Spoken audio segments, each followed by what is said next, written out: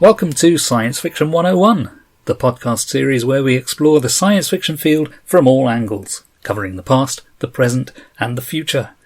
We're your hosts. I'm Phil. And I'm Colin. And we also have a guest today on the line from Canada. It's friend of the podcast, Emmanuel Dubois. Hello, Emmanuel.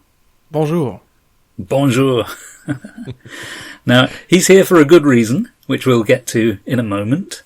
But first, as we often do, some responses to our last episode. You may recall we reviewed a recent issue of the magazine of fantasy and science fiction. And we had a couple of responses. Actually, we had two responses from Jim, who's one of our regulars. On Facebook, he said, "I love your podcasts where you review magazines.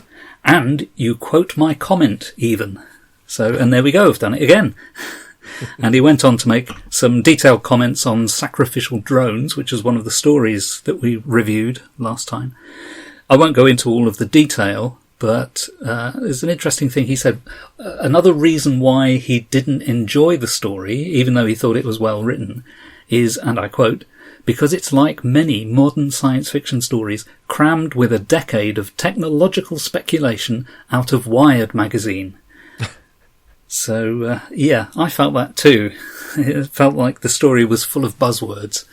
But even so, it was a fairly decent story.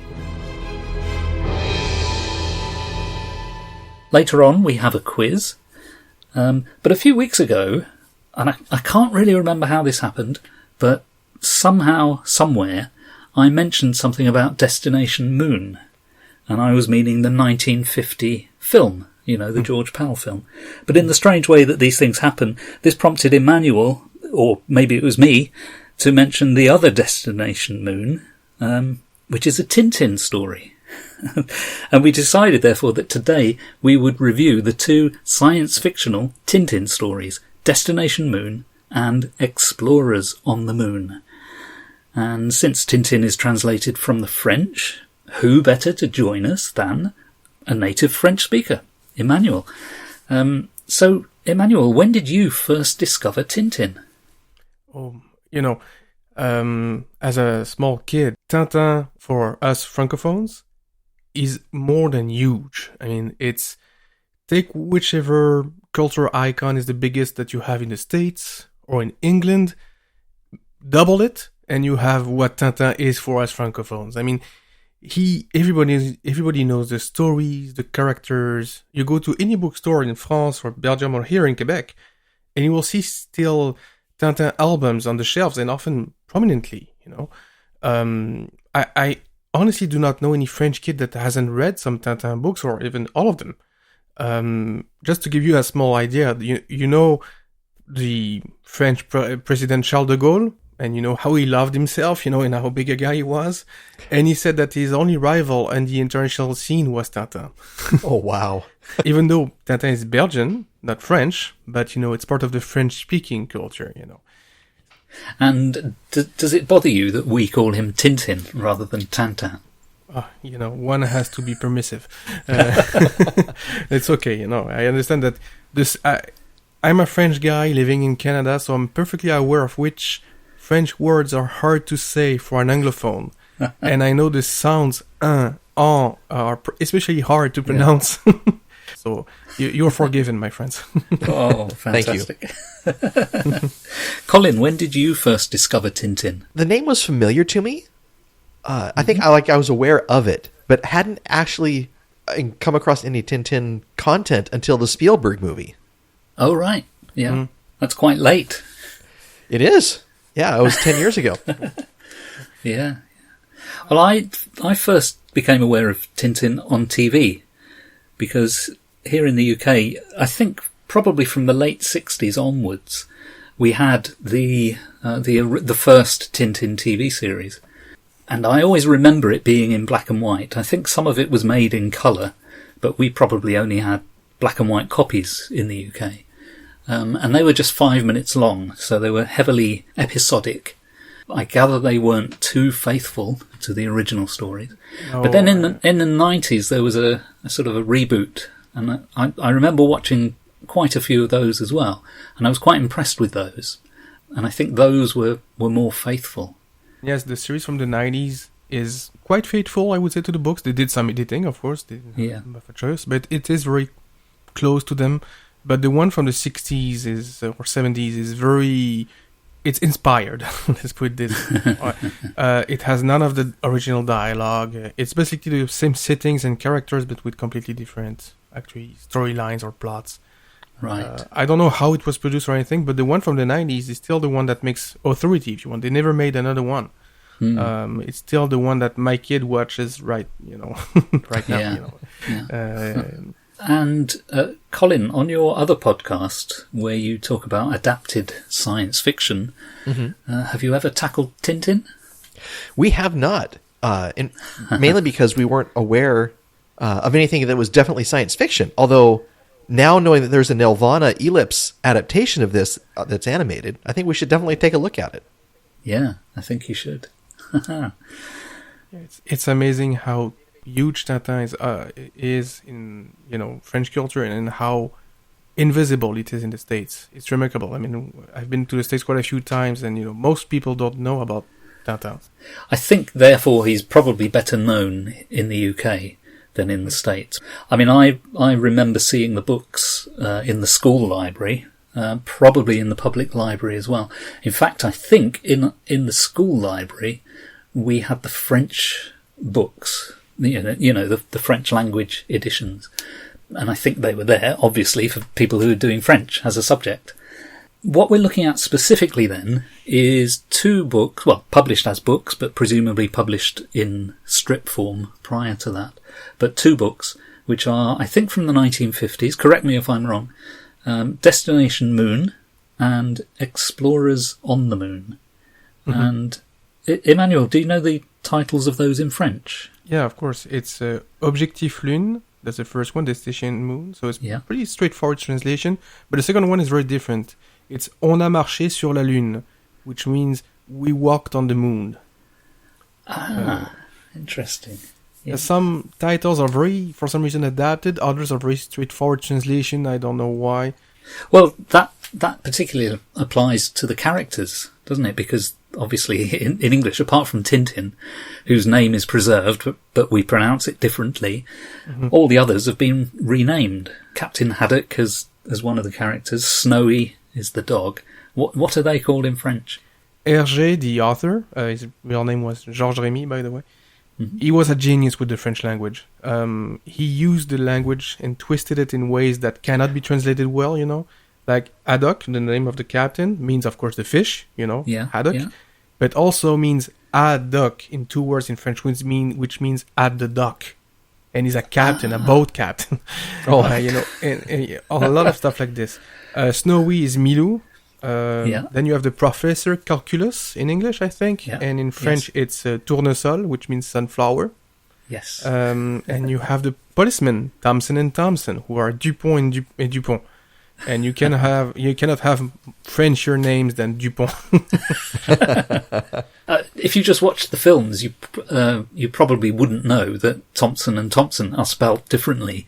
But I think I've always thought that was quite clever, that it's got the 2 permissible English spellings of the word Thompson, one with a P and one without. It's the same in French. The ending are different. One with a T, one with a D.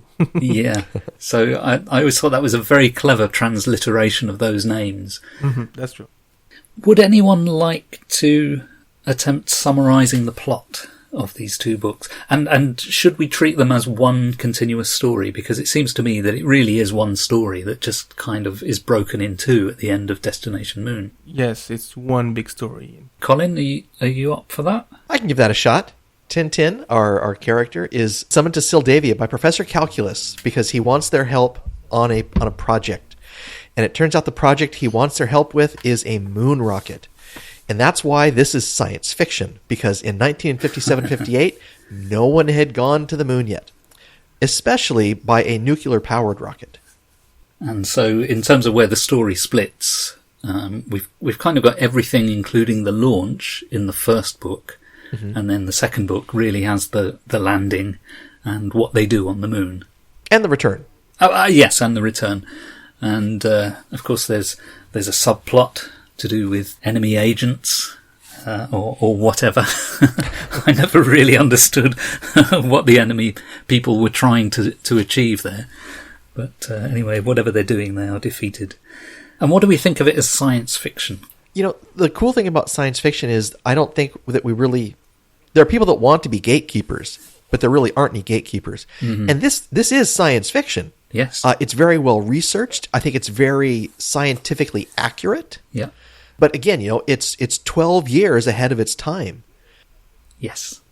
I was a little taken out in Explorers on the Moon, because when Captain Haddock leaves the ship, he temporarily becomes a satellite around an asteroid. But that asteroid is actually very far away. It's not between the Earth and the Moon. And so there was a destination question I came up with, but that's small details. Is it between Venus and Jupiter or something? Yes. The details of how that rocket works, I thought were quite good. And the fact that it used one form of propulsion to get off the ground in the first place, and then it used nuclear propulsion to give a constant acceleration so that there would be artificial gravity, which is a perfectly valid thing to consider. Nobody has ever actually done that with a spaceship, because I presume it would be too expensive. And if you forgive the historian in me, it's actually 1952, so it's 17 years before the Americans went to the moon. It's before Sputnik, you know. Yeah. So he had to guess a lot of things, but he clearly did, as you said, Colin, a lot of research, and not everything is perfectly accurate, but most of it works and it's believable, you know?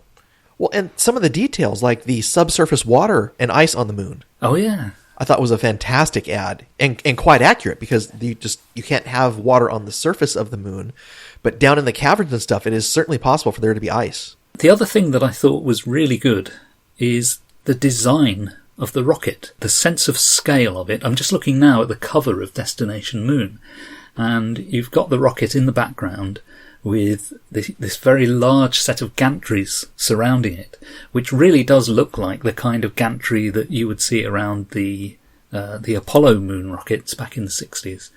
And in the foreground, you've got a kind of a jeep with Captain Haddock and Tintin in it, and the perspective on the drawing is wonderful. You really get a sense of the jeep being close to us and the rocket being in the far distance. There are tiny little people clambering over the gantry in the background. Mm-hmm. So you get a sense of this being a long way away and yet still being an enormous rocket. If I may say so, the rocket that they're using, it's probably the most known artifact, you could say, in the whole Tintin catalog.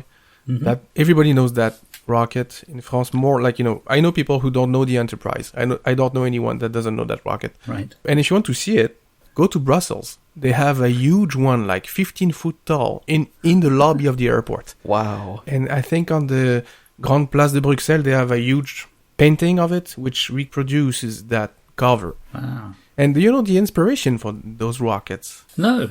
Especially the first one. You know when they do the testing? Yes. That they have to blow up? It's almost a copy of a German V2 rocket from the Second World War. Oh, right, yes. Designed by von Braun. Because, you know, I mean, as I said, it's written in 1952, just 7 years after the war. So for a writer at that time, a rocket is that.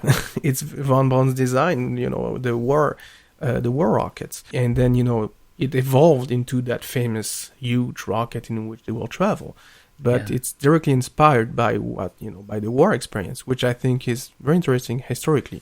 And so is the conflict that they have after, with, as you said, the spying and the other nations that you don't know much about, but you don't know much about it because to understand those nations, you need to have read Tintin stories from before. Right. For example, the bad guy, the colonel. Yes. Yes. He comes from a previous Tintin story, King Ottokar's scepter in English, I think, Le Sceptre d'Ottokar in French. So the bad guys from this story, are they a constant foil for Tintin and Snowy throughout all of his adventures, or are they just one of a bunch that kind of come and go? Yeah, it's more that. Like the bad guy here, the Colonel Boris, is part of one story before, just one. He was trying to force his king and master to abdicate. The king, what's his name, Muscar in Sildavia, and Tintin prevented him from doing so. So now he's an agent working for some country to to steal the rocket and also to have his revenge against Tintin. You will see that a couple more times, I think. Like Tintin forces a bad guy's endeavor, and then the bad guy comes back, I don't know, 5 albums later to get his revenge. Yeah. The most common one is called Rastapopoulos. Like his big head, huge nose, mean guy, and I think he's the only villain that comes back like 4 or 5 times in the storylines. Muller comes in 2 times, I believe, 3 tops. Boris just 2. It's and there's Alan also, like a bad boat captain, which is like the evil Haddock, if you will. So you have recurring characters, but you don't have like one guy coming back all the time. Looking through now at the design of every element of the ship, we even get a kind of a plan of the rocket where we see how the floors are laid out. Because it is using constant acceleration, it does have, therefore, artificial gravity. It does, therefore, have an up and a down inside. And it's all designed around that. And before they go into the rocket for real, they're wearing some kind of suit which looks a bit like a diving suit. And it all looks very plausible. Then to top it all off, Snowy, the dog, he has a suit just like all the others. And the same is true when they go onto the rocket and they've all got spacesuits. He's got his own little spacesuit. I think that's terrific.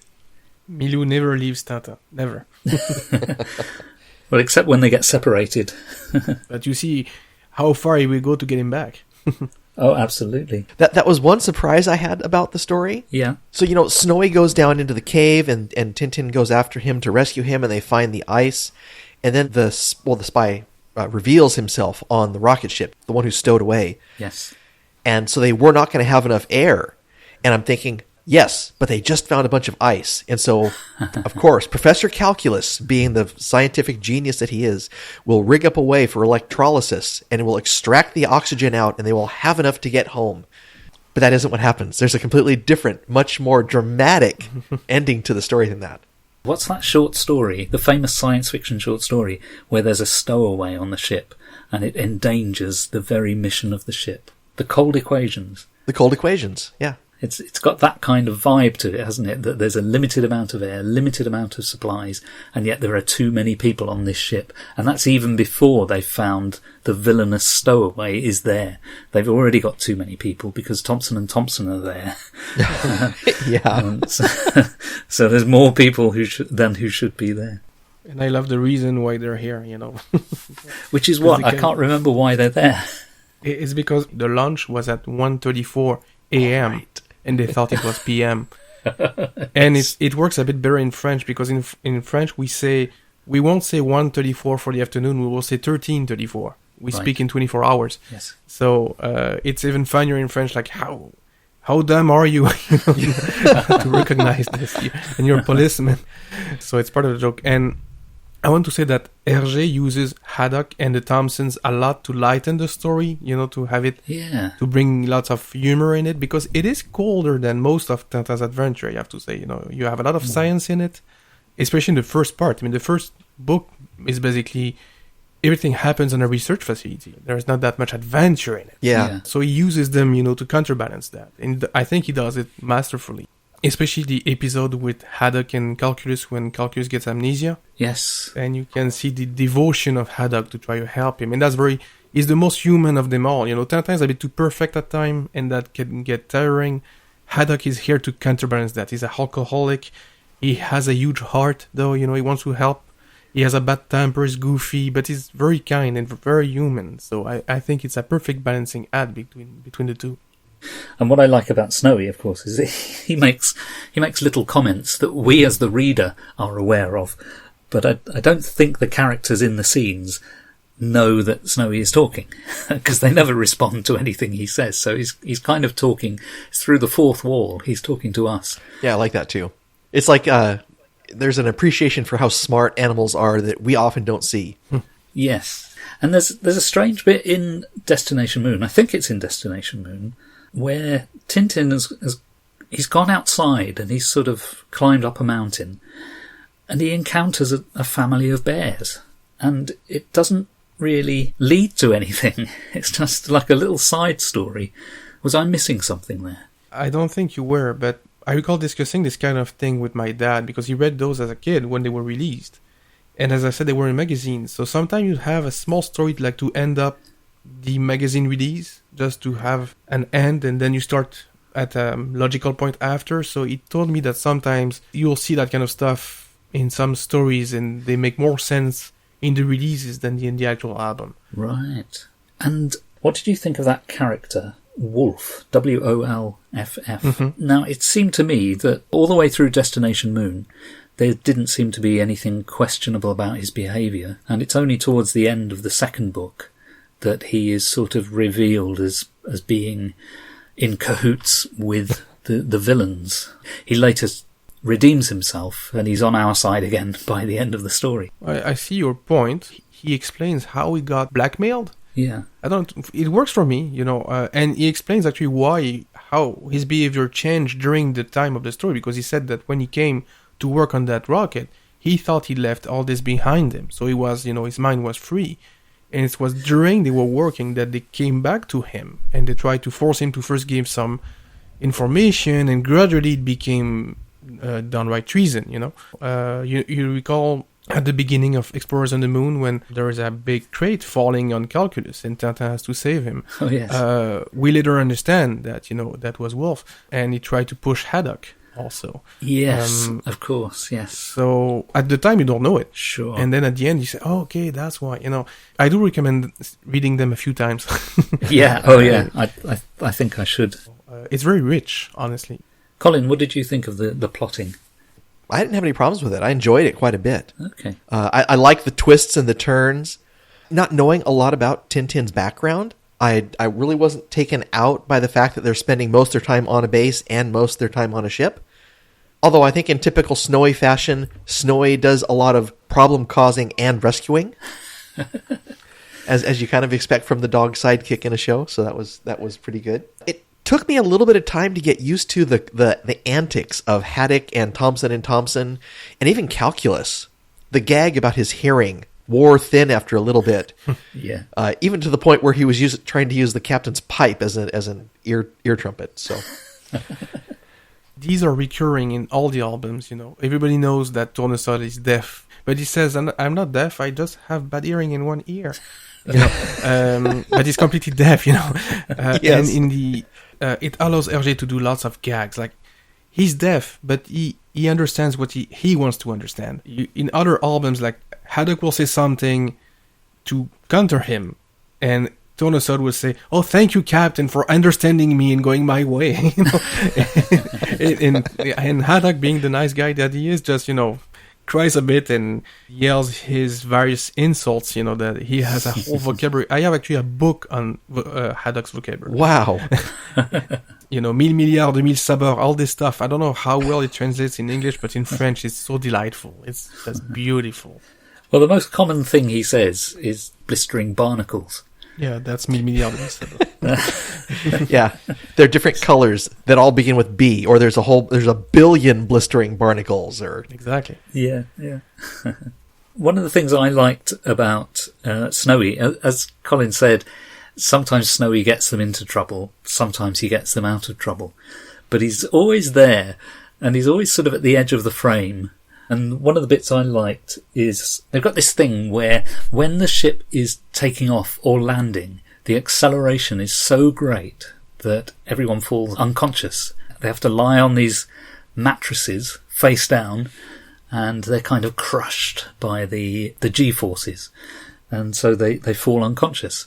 At one point, possibly at more than one point, I can't remember, Snowy has to wake up Tintin. I think Snowy's role is multifaceted. He's able to do all sorts of things to help the story along. I'm looking at the imagery, and there's one really nice panel where Calculus and Wolff and Tintin looking out of this porthole, and then looking down at the Earth in the distance. And I think it's Calculus saying, "The Earth, our good old Earth, seen from over 6,000 miles." That was a really nice image that very much is a kind of a pre-echo of what we would see in the Apollo missions in the 60s. So there's that really nice thing. A couple of pages onwards, there's a nice image of the moon, as seen through the porthole as they're approaching the moon. And it sort of reminds me of the imagery from the Apollo missions. And then there's a little bit where the gravity goes off, because I think it's one of the Thompson twins accidentally turns off the rocket, so they lose their artificial gravity. And Haddock has poured himself a drink, and it floats up as a little ball of whiskey.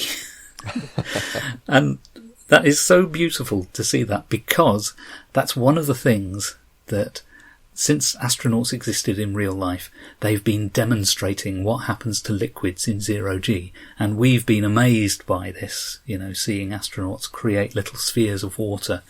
But Haddock was there first, and he did it with whiskey. I think that's terrific. That reminds me also that these Tintin books have something in common with the George Powell film, Destination Moon, which is this idea that being weightless is a problem. Now, we know from, 60-odd years of spaceflight, that being weightless is quite helpful. Destination Moon, the film, has people, I can't remember whether they have magnetic boots or whether they have Velcro, but they have something to hold them to the body of the ship in the absence of gravity. And there's the same thing here in the Tintin stories, where they put on special boots to bind them to the ship. People saw that as being a problem with zero-G, but we now know that it isn't. Well, it isn't if you train for it properly. That's true, yes. The Thompsons hardly qualified then. Yeah.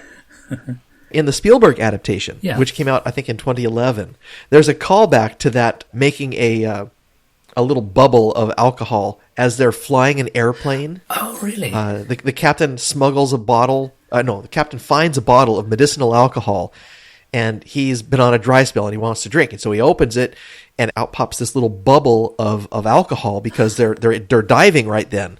But Snowy ends up drinking that one, and he gets a shot at the next time that they go up and down to have his own drink.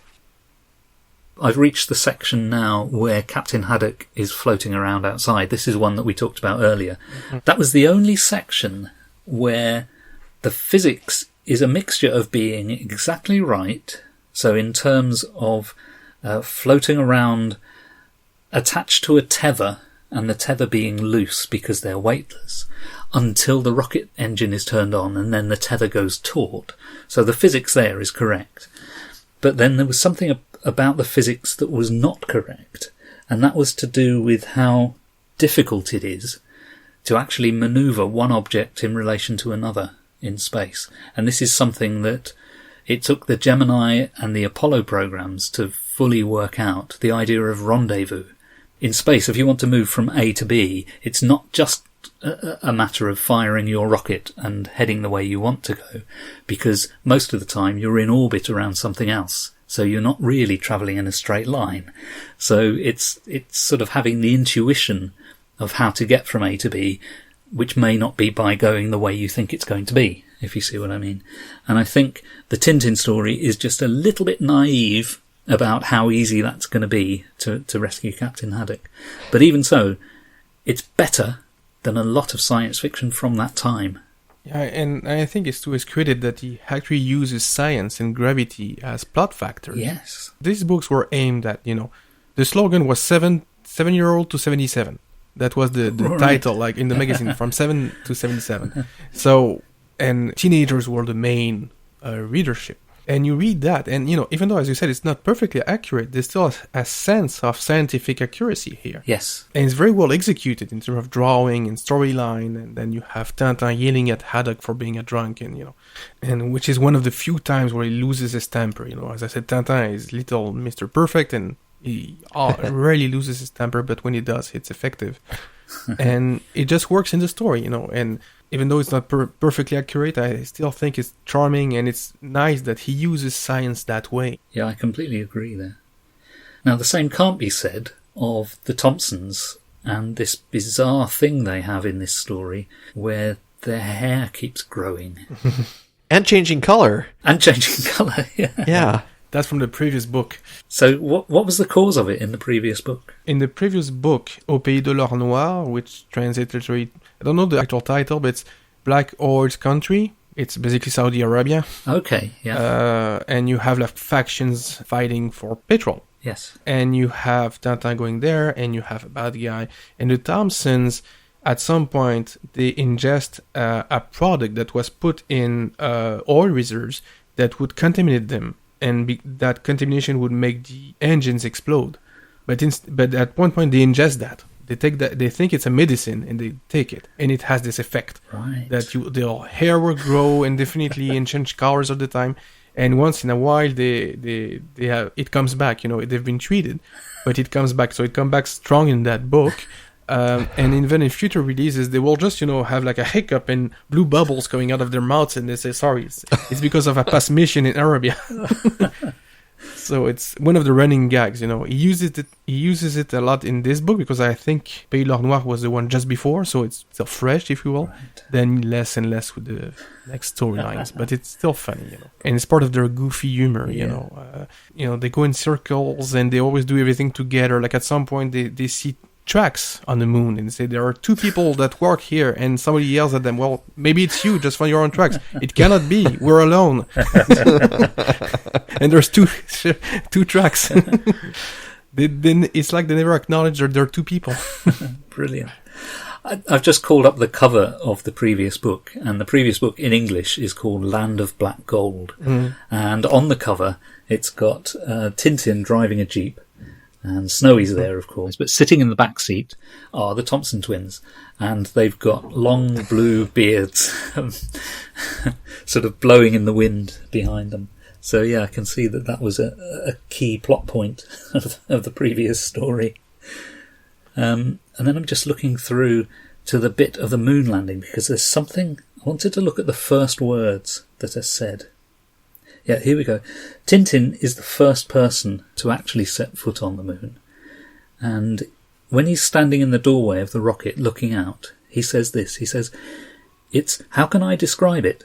It's a nightmare land, a place of death, horrifying in its desolation. Not a tree, not a flower, not a blade of grass, not a bird, not a sound, not a cloud.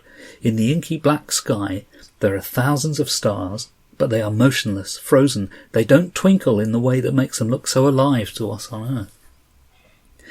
And that struck me as being a beautiful description, and it also echoes, or pre-echoes, what Buzz Aldrin said when he set foot on the moon, because he described it as magnificent desolation. Yeah. And it made me wonder if he'd been reading Tintin, because Tintin describes it as a nightmare land, horrifying in its desolation. I'm pretty sure it was popular among the astronauts. Yeah. And then when he actually sets foot on the moon, he says, "This is it. I've walked a few steps. For the first time in the history of mankind, there is an explorer on the moon." So not quite as poetic as what Neil Armstrong said, but, still pretty decent words. Yeah, in French, of course, he says, "On a marché sur la lune." We walked on the moon. Right.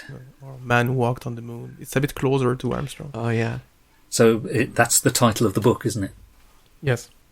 And then we see Snowy being lowered down on the end of a rope. But then he goes running off in his little spacesuit, which I think is lovely.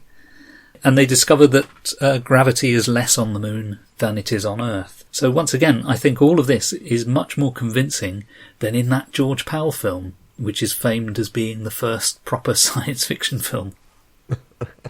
So I wish they'd made Hergé's story instead of that thing.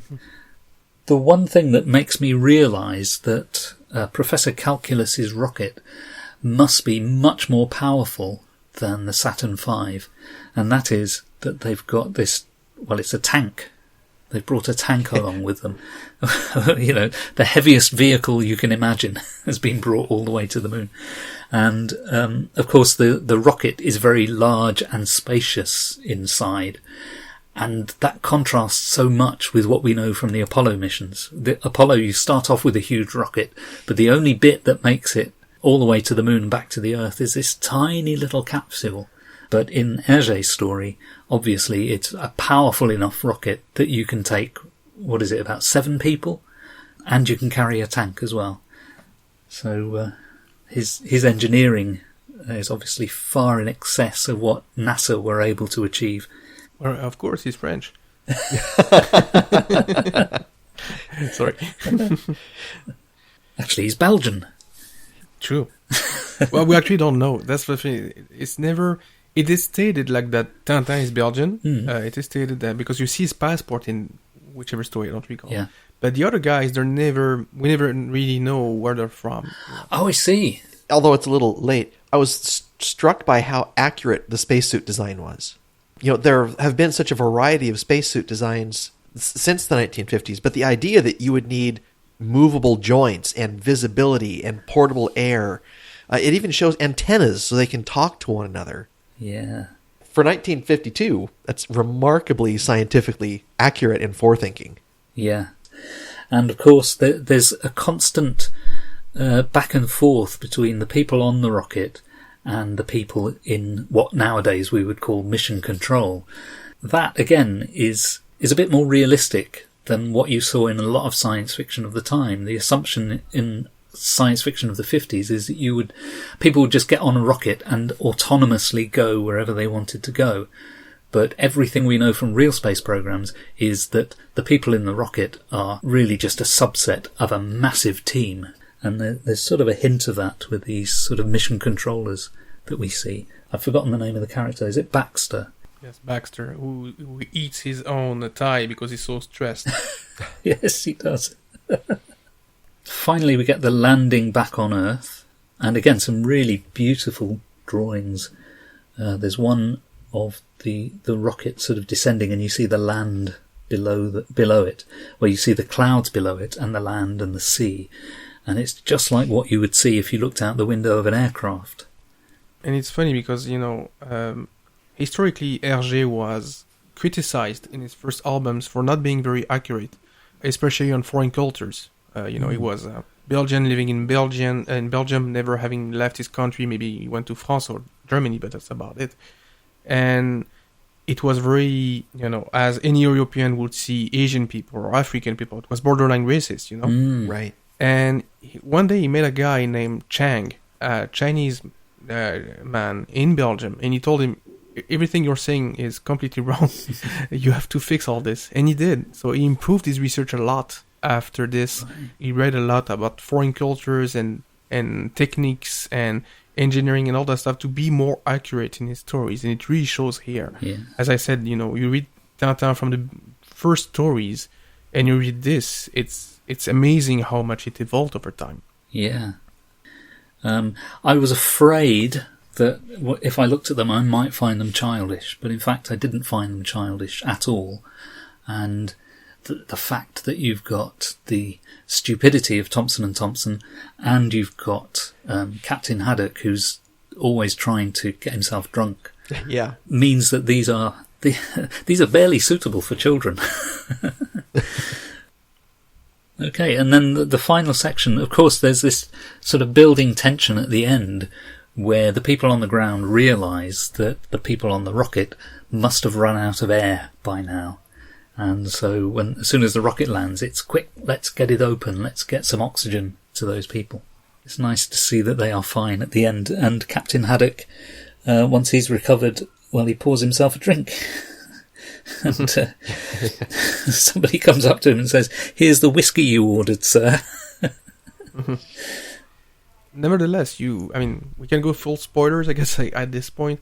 You do have two deaths in that storyline. True, yeah. Wolf and Colonel Boyce die, and, for quote-unquote children's stories, it's not that common to have actual characters dying, and not, in a remote way, Boris, you almost see him die, and Wolf, he leaves a note that he sacrificed himself to leave them some air to go back. Yes. Because he leaves a postscriptum explaining why he did that, and he said, maybe by some miracle I will survive, or I'll be found, whatever. And Hergé did not want to put that in. It was the editor who said, you need to leave a way out for that character, because otherwise the Catholic Association won't leave us, let us publish this. And in Belgium at the time, they were very strong, and so it's part of the publishing rarities of the time. You could not have that. That's also part of the reason why you have almost no female characters in those stories. Is, you know, they thought it would be bad for morals. Right, yeah. Wow. Yeah. There's incredible depth to these stories, which I wasn't expecting, and I found them very pleasurable to read. I have problems with the Spielberg film, but I do wish they had done more of them, and if they had gone directly from the Hergé stories, I think they could have done some good work, and I would love to see these two books adapted into a movie. Yeah, I usually love Spielberg, but that's an example of something I don't like from him. His adaptation of Tintin, as you said, the storyline is just convoluted and doesn't work really well. Yeah. I don't know why he did this. You know, he had the material to do a fantastic thing, and I know he can. I mean, as I said, I love Spielberg, most of what he did. I don't know why. I don't know the story of the production and writing of that movie, but I didn't care for it really. Yeah. Yeah. Isn't the Spielberg movie an adaptation of two of Hergé's works, though? Yes. The Crabe aux Pinces d'Or, I think, where he meets Haddock for the first time. And the other one was... Red Rackham's Treasure, maybe? Yes, exactly. When he finds the treasure, yeah. Colin, your final thoughts on Tintin? I enjoyed this. It made me want to read more, and I was especially excited to hear that Nelvana, who is an animation company out of Canada, who has made another series that I really enjoy, has been making adaptations of these, and that they're currently available on Amazon Prime, so I can watch them for free and from the comfort of my home. So, looking forward to getting some more Tintin. Tintin. I recommend them. They're nice. Tintin, yes. Tintin. We'll get him, Phil. But they're very nice. I do recommend them. They're very nice. They're well made. The music is nice. I don't know for the voice acting in English, but in French it was fantastic. So it's really a nice series. It's just fun to watch, even at 77-year-old. I'm not quite there yet. We'll have to do a review in 24 years.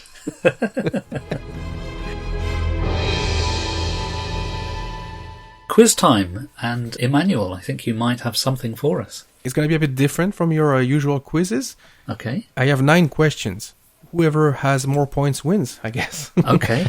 Do you want us to call out our answers, or do you want us to write down our answers and then compare notes? Call out your answers. Okay. The theme, of course, is the moon, and I'll try to have some French stuff in it too. Okay. First question. What is the first novella that evoked traveling to the moon? Clue, it's a French one. I thought it might be. I'm wondering if it is From the Earth to the Moon by Jules Verne. No, it's not. Oh. But good guess. Colin, do you have a clue? I'm drawing a blank. I can only think of the movie by Méliès. But I think that's based on a French novel, but I can't remember the name of it. Yeah. I have another possible guess. I can't remember the name of the work, but I wonder if the author was Camille Flammarion. No, but I see why you mentioned him. I will give you another clue. We talked about this when you did an episode like a few months ago, and I mentioned that novella in an exchange on Twitter. Oh. But it was a few months ago, so... No, I can't remember what that was. It's okay. So it's Histoire comique des États et empires de la Lune, which means comical history of the states and empires of the moon, but is a writer who's famous, Cyrano de Bergerac. Oh, of course. The real yes. one. And that was written in Yes. 1655. Yes. And he actually uses a rocket to get there. Yes. We reviewed some story that was inspired by it. So yes, but I'd forgotten old Cyrano. How do you pronounce it? Do you say Cyrano? Is it the emphasis on the first syllable? Cyrano de Bergerac. Yeah. Cyrano. Okay. We tend to say Cyrano. Yeah. So, second question. In his novel De la Terre à la Lune, or From the Earth to the Moon, written by Jules Verne in 1865, what is the mean of transportation used by the astronauts to reach the moon? Oh, I think I know this one. I do too. Do they travel in a huge bullet fired from a gun? Yes. Yes, they do. So, 1 point for both of you, because you both had the answer. Next. So, I think this one's going to be easy.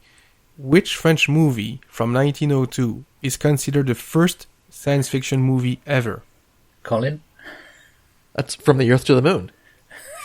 Yes, there you go. I knew that as well, but I knew Okay. Colin had already mentioned it, so he should get the point. Okay. Next one. In which novel do the characters living on a lunar penal colony revolt against their rulers, aided by a technician and a remarkable computer? It's not French. Ooh. I think I have this one. Mhm. The Moon is a Harsh Mistress. Right answer.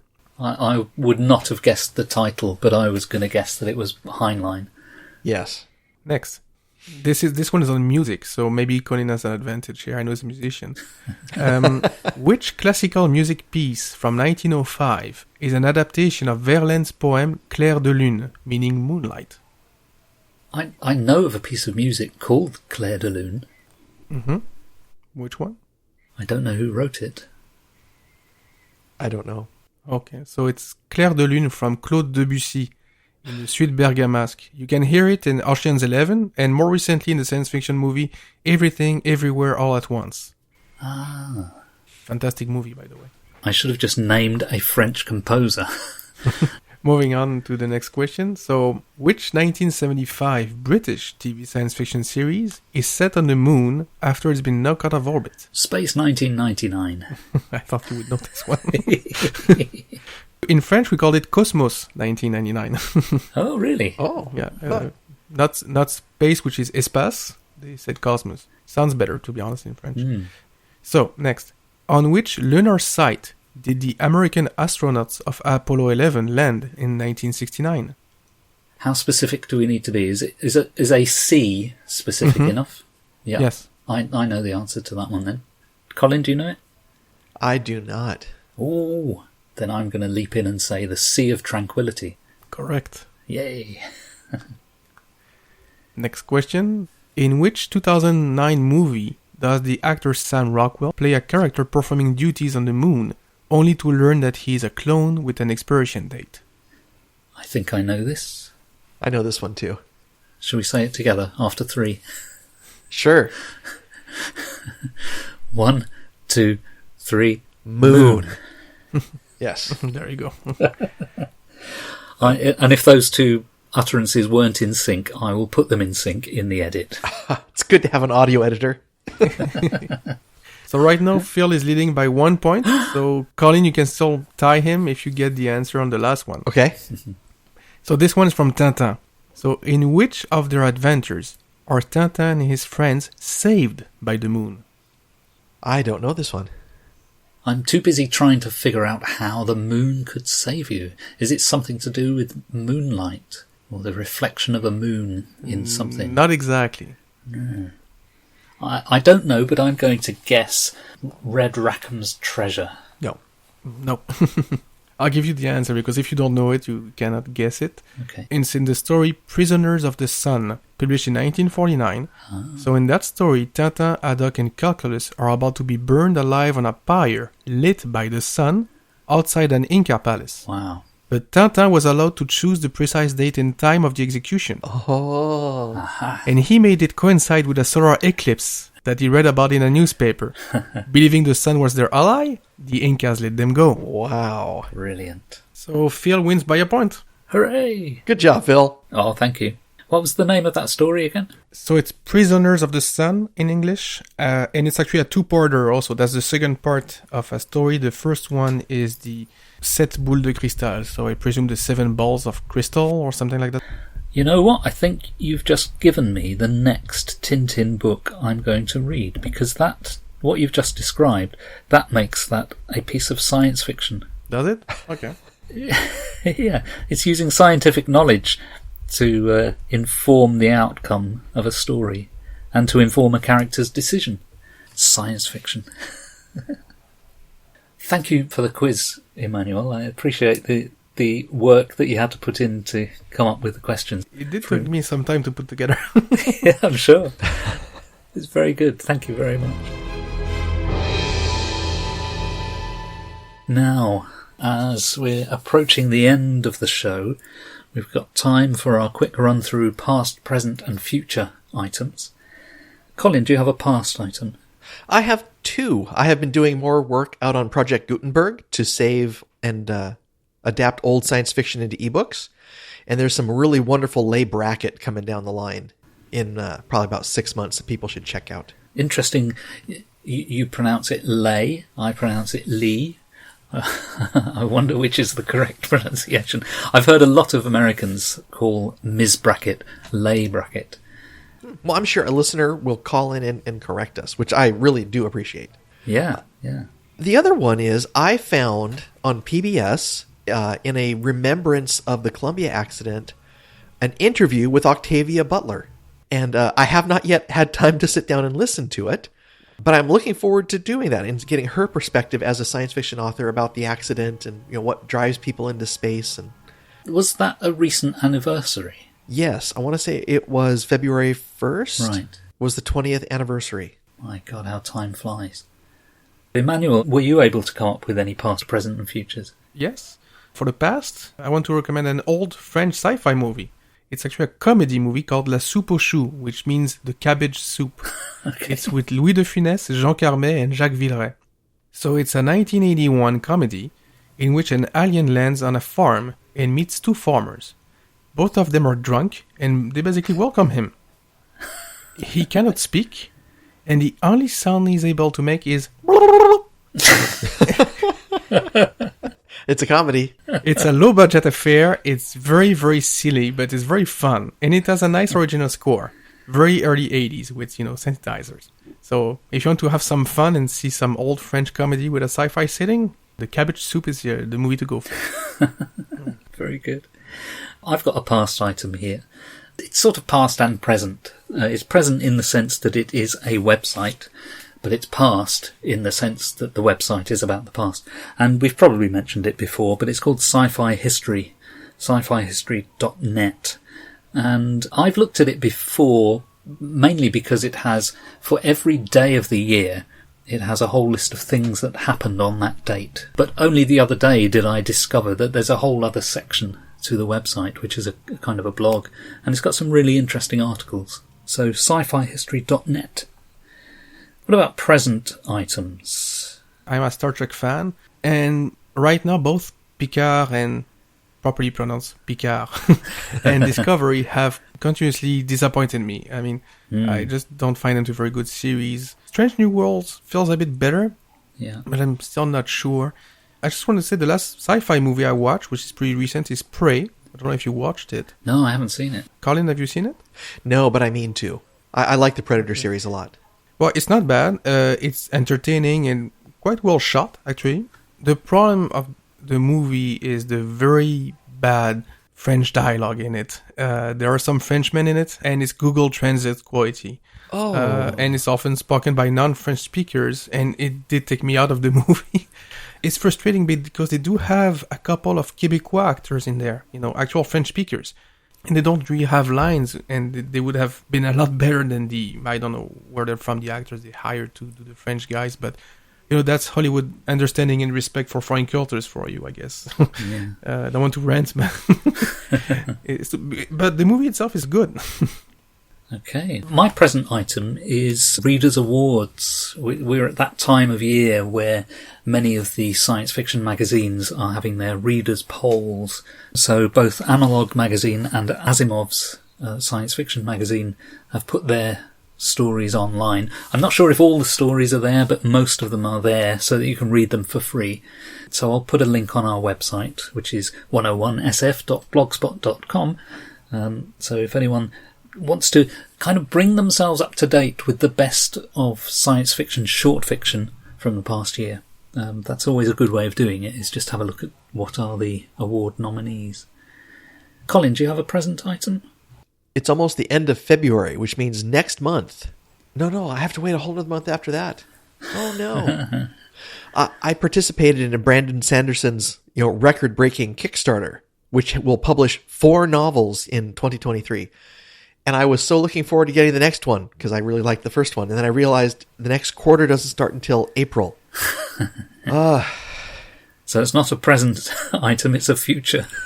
Almost present. Almost. Almost present. But as I've pointed out before, this section is so deeply flawed because people listen to this podcast months after it's released. So, when we say things in the future, it's already in the past for most listeners. So Yeah.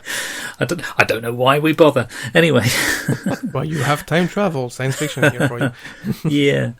I've got another present item, actually, which is Neil Clark, the editor of Clark's World magazine, has been very troubled of late by people using AI to generate fiction and then sending it to magazines. And he's reporting that this is becoming a major problem for him as an editor. He wrote this: "Since the early days of the pandemic, I've observed an increase in the number of spammy submissions to Clark's World. And what I mean by that is there's an honest interest in being published, but not in having to do the actual work. Up until recently, these were almost entirely cases of plagiarism, first by replacing the author's name, and then later by use of programs designed to make it your own." And he goes on to say that towards the end of last year, there was a big spike in plagiarized material arriving on his desk. And then he says, and then AI chatbots started gaining some attention, putting a new tool in the arsenal of these plagiarists and encouraging more to give this side hustle a try. And he gives a little graph showing the number of stories that have been rejected because of plagiarism or these kind of totally AI nonsense pieces of writing. So I thought that was a really interesting side angle to this whole discussion of how clever AIs have become at generating text that sounds as if it's been written by real people. So he sees that as a real problem. Well, especially for these magazines that are run on such a small budget and are volunteer-based in some cases. Yeah. What about future items? I don't think I have a future item. I think I did have one, but I didn't type it in, so I've not got it in my notes. So can any of you rescue me with a future item? I do. I don't know if you, Colin, has one too. I don't, actually. I'm still trying to find the next great science fiction read for me. So it's all down to you, Emmanuel. Give us a future item. So mine is a TV series, actually. It would be the second season of Foundation. I really enjoyed the book series by Asimov, and even the prequels and sequels, except the very last book, which I found a bit dull. But the thing about this series is that it's beautifully shot. Yes. And it's very adapted. You know, they took a lot of liberties with the original material, but I still don't know if I like it or not. That's the thing. Usually after half a season or so, I know where I stand, but not here. There is still a lot, so I'm really looking forward to season 2 to actually make up my mind on that series. Yeah, it's interesting because it has the characters and it has the very smallest nugget of the Foundation series, but then it goes off and does something all on its own. And I often wonder why they bother then with the name instead of saying, inspired by. It's really not adapted from. No, you're correct. It's inspired by. It does have psychohistory, it does have Harry Seldon, but everything else is completely new. And as I said, I still don't know if I like it or not. I don't know if I'm tainted by the original books, which I enjoyed a lot. I don't know. I still haven't seen any of it. I was quite taken with some of the early reviews. But I think by about episode 3, most of the reviews had turned negative, so it put me off. So I haven't gone there yet. I have just found my future item. Oh, good. And that's another TV series. It's one called Extrapolations, which is coming out in the middle of March. And it's an anthology series. I think there's only going to be 8 episodes. But it's an anthology series that is all about the effects of climate change through various points of view, and the stories, I gather, are going to be interconnected in some way. Now, not sure that in itself makes it interesting, but when you look up the person behind it, who's somebody called Scott Burns, or I would say Scott Z. Burns, but he's probably, because he's American, it's probably Scott Z. Burns. He is the person who wrote the script for the Steven Soderbergh film Contagion. He also wrote the screenplay for The Bourne Ultimatum, and he was the producer of the documentary film An Inconvenient Truth. So this is somebody with some very interesting credits, both in fiction and in non-fiction. Interesting. Quite how that's going to turn out, I don't know. It's coming from Apple TV, so it's called Extrapolations. Do we have any other past, present, or futures? No, not on my side. Not from me. So yeah, I think we've covered everything. So Thanks to Emmanuel for helping us navigate the world of Tintin. And Emmanuel, I think you should tell us about your own podcast and where people can find you on social media. Yeah, thank you. So my own podcast is called Lafayette, We Are Here. It's a French history podcast aimed at the American public. So I do one episode a month. You can find it on LafayettePodcast.com or on any podcast platform that you use. And I cover pretty much any subject, from Napoleon to the 100 Years' War, whatever I feel like at the moment. And I try to do palatable episodes, around 40-ish minutes or less than an hour anyway, for anybody that wants to get into some aspect of French history. So thanks, Emmanuel. Colin, any final words? I don't think so. I think I'm good. So thanks for listening, folks, to our first international three-way link-up. We're Phil Nichols and Colin Kusky. Our theme tune is from purpleplanet.com. Look for the show notes on our website, which is 101sf.blogspot.com, where you can also buy us a coffee through the tip jar. And you can also find us as Science Fiction 101 on Facebook. And finally, please follow us or subscribe to us on your podcast app. You'll find us on Apple Podcasts, Google Podcasts, Spotify, Stitcher, or wherever you get your podcasts. And we also appreciate the odd 5-star review, which will help our visibility on the various platforms.